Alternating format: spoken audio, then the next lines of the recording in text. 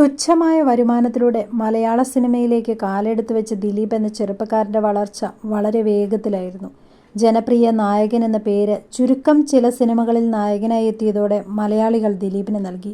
നോക്കി നിൽക്കുന്ന സമയം കൊണ്ടാണ് ദിലീപ് മലയാള സിനിമയുടെ തലപ്പത്തെത്തിയത്. പക്ഷേ ആ ഒരു സ്ഥാനം നിലനിർത്താൻ ദിലീപിന് സാധിച്ചില്ല. വ്യക്തിജീവിതത്തിലുണ്ടായ പ്രശ്നങ്ങളെല്ലാം ദിലീപിൻ്റെ കരിയറിനെയും കാര്യമായി തന്നെ ബാധിച്ചു. ആദ്യം നടന്ന വിവാഹമോചനം, പിന്നെ നടന്ന രണ്ടാം വിവാഹം, തുടർന്ന് നടിയാക്രമണ കേസും, ഇതെല്ലാം കൂടി ദിലീപിന്റെ ജീവിതം ആകെ മാറ്റിമറിച്ചു എന്ന് തന്നെ പറയാം. ഒരു വലിയ തകർച്ചയാണ് ഇതോടുകൂടി ദിലീപ് നേരിട്ടത്. 2-3 സിനിമകൾ മാത്രമാണ് വിവാഹമോചന ശേഷം ദിലീപിൻ്റെതായി ഹിറ്റുകളുടെ പട്ടികയിൽ ചേർക്കപ്പെട്ടത്. ദിലീപ് ജനപ്രിയ നായകൻ എന്ന പേരിൽ മാത്രം ഒതുങ്ങിയിരിക്കുന്ന അവസ്ഥ. ജയിൽവാസത്തിന് ശേഷം നടൻ ദിലീപിന്റെ പ്രേക്ഷക പ്രീതി നഷ്ടപ്പെട്ടതായി വിമർശകർ ഇപ്പോൾ കണ്ടെത്തിയിരിക്കുകയാണ്.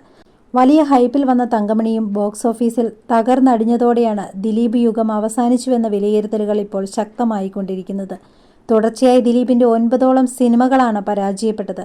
ഇതേ രീതിയാണ് നടൻ തുടരുന്നതെങ്കിൽ ഇനിയൊരു തിരിച്ചുവരവ് ഉണ്ടാവില്ല എന്നത് വ്യക്തമാണ്. ശുഭരാത്രി, Jack and Daniel, my Santa, Keshu ഈ വീടിന്റെ നാഥൻ, ബാന്ദ്ര തുടങ്ങിയ ദിലീപ് ചിത്രങ്ങളെല്ലാം തന്നെ വലിയ പരാജയമാണ് നേരിട്ടത്.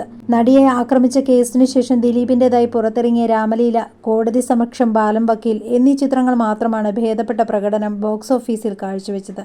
ദിലീപ് നിർമ്മാതാവായി വന്ന തട്ടാശ്ശേരി കൂട്ടവും തിയേറ്ററുകളിൽ വലിയ പരാജയം തന്നെയാണ് നേരിട്ടത്.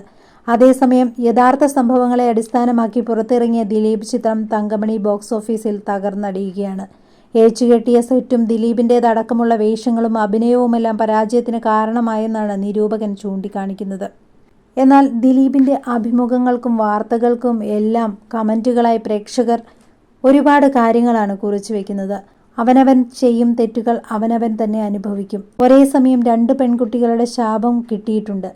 2 പേരോടും തെറ്റ് ഏറ്റുപറഞ്ഞ് മാപ്പ് ചോദിച്ചാൽ ഒരുപക്ഷെ ശാപമോക്ഷം ലഭിച്ചേക്കാം. അയാൾ അത് അർഹിക്കുന്നു.